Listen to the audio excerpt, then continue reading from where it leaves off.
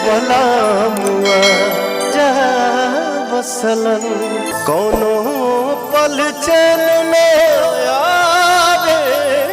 सुरों का ताज, सुरों का बादशाह, तब भोजपुरी दुनिया में तो एक बा जेकर नाम पवन सिंह बा।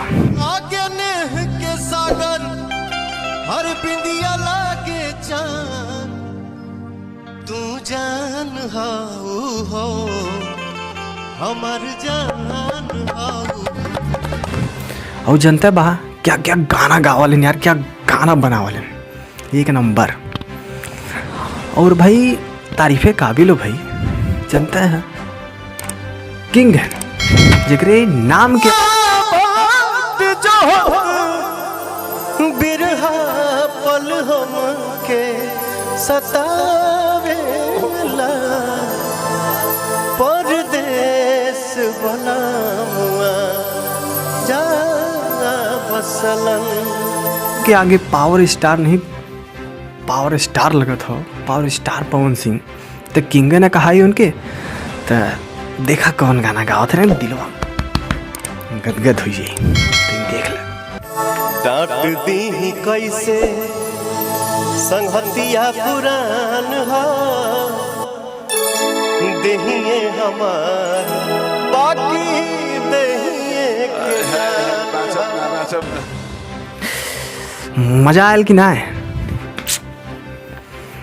पवन सिंह एक गाना सुनाएं जब दोस्ती के बारे में, तो गाना सुन के तो बहुत बढ़िया लगल, एकदम दिल खुश हुई, मज़ा आल कि भाई हाँ पवन सिंह एक स्टार हो है। तो सुन लगन वो पवन सिंह के दोस्ती के बारे में। जौना रोग के दवाई न पैदा बताई, तब बुझिया कि प्यार हो गई। एलोपैथ फेल रही कहा सुने, मज़ा आयल कि ना है। तब बहुत है मज़ा आई, खाली वीडियो में एकदम लगल है, बहुत मज़ा आई। देखा वीडियो एकदम धड़ाकेदार बनी और चौचक रही। देखा एक गाना और होता है सुना पवन सिंह का, एकदम प्रेम के बारे में, प्यार के बारे में सुनते। हर पिया कहले कि बहरा रे जाई, कुछ दिन में लौट के आई। अरे सखिया रे, अरे सखिया रे, अरे कुछ दिन में पाके लागी केस, पिया परदेसी भइले, कुछ दिन में पाके लागी। हाल न मजा ऐसा ही स्टार के पावर स्टार ऐसे ही ना कही जाए, ओकरे पीछे कारण हो। तो ऐसे ही वीडियो धमाकेदार हम लियावत रह,